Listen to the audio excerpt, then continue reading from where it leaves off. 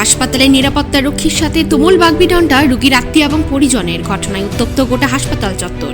ঘটনাটি ঘটেছে Cooch Behar MGN medical college এবং হাসপাতালে।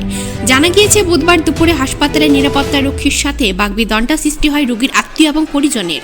রোগীর আত্মীয় এবং পরিজনের অভিযোগ, এই দিন তারা হাসপাতালে ভেতরে ঢোকার জন্য নির্দিষ্ট সময় অনুযায়ী রোগীর জন্য খাবার নিয়ে যাচ্ছিল, তবে হাসপাতালে থাকা নিরাপত্তা রক্ষীরা তাদের আটকে দেয়। এরপরেই শুরু হয় দুই পক্ষের মধ্যে বচসা।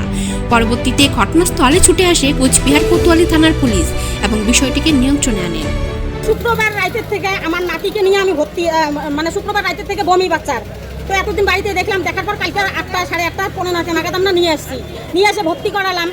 তো রাতে স্যালান ফেলান দিল। এখন আজকে ডাক্তারবাবু আল্ট্রাসাউন্ড লিখছে, তো সোনোগ্রাফি লিখছে। সোনোগ্রাফি হলো 12টার দিকে, মানে 12টা। তো আল্ট্রাসাউন্ড হওয়ার পর এখন বাচ্চা খিদায় ছটফট করতেছে, ডাক্তারের রাউন্ড হয়ে গেল। এখন সিস্টার দিদিদের জিজ্ঞাসা করলাম, দিদিরা বললো একটু ভাত খাটাই না, বাচ্চাটাকে খাওয়াও। বাচ্চা মানুষ খিদে পাইছে, 3.5 বছরের বাচ্চা, মাছ দুধ দিয়ে পেট ভরে না এতটুকু বাচ্চার।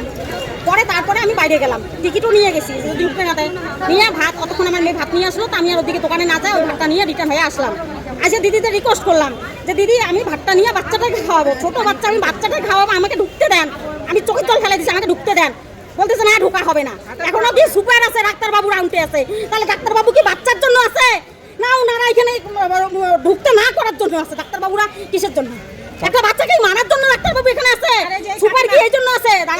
দাঁড়াও, সুপার কি এই জন্য আছে যে বাচ্চাদের সেবা করার জন্য? তাহলে ভাতটা আজকে সারাদিন বাচ্চাটা না খায়, কয়দিন থেকে আজকে শুক্রবার রাতের কথা, তাহলে আজকে সারাদিন বাচ্চাটা না খায় আছে, বাচ্চাটা কি পরিস্থিতি হয়েছে আমার? কি হয়েছিল ঢোকার সময়? কি হয়েছে ঢোকার সময় আমি অনেক রিপোর্ট করলাম যে ভাতটা আমি নিয়ে যাব, খাওয়াবো, বাচ্চাটাকে খাওয়াবো, দিদি আমাকে ঢুকতে দেন। আমি দিদি বলেই রাখছি, দিদি আমাকে ঢুকতে দেন, বাচ্চাটাকে ভাত খাওয়াবো, না খেয়ে আছে, আল্ট্রাসাউন্ড হয়েছে, এটাও বলে দিলাম। বলে না, কোনোতেই ঢুকা হবে না। বলতেছে কি আছে, সুপার আছে সের মধ্যে, চেকিনের মধ্যে। তাহলে সুপার দাদারা কি, স্যারেরা কি বলছে যে বাচ্চাকে না খাওয়া, একটা পেশেন্টকে না খাওয়া রাখো বলছে? ওনারা কি তাই বলছে? তারপরে একজন পুলিশ আসলো ভিতর থেকে বাইরে হয়ে, ওনাকে বললাম যে স্যার এরকম কথা। উনি আমাকে কি বললো কি যে ওনাদের যেটা আইন সেটা করবে, ওনাদের যেটা আইন সেটা করবে। তাহলে পুলিশও তো কোনো বিচার করলো না কেন? তারপরে কি আপনারা ঢুকতে পেরেছেন? না, ঢুকতে পাইনি। ওই যে ভাতের বাটি ওখানে পড়ে আছে, জলের বোতল পড়ে আছে, ওনারা ভিতর থেকে ওই উল্টো সিধা উনি বললো যে আমার স্বামী অসুস্থ, আমি যাবো স্বামীর কাছে, একটু দেখা করে আসি। বলে না, যাওয়া হবে না, 7টা শুন তোমার স্বামী মারা যাক, 7টা শুন আবার তোমার স্বামী মারা যাক। কেন এই কথা বললো?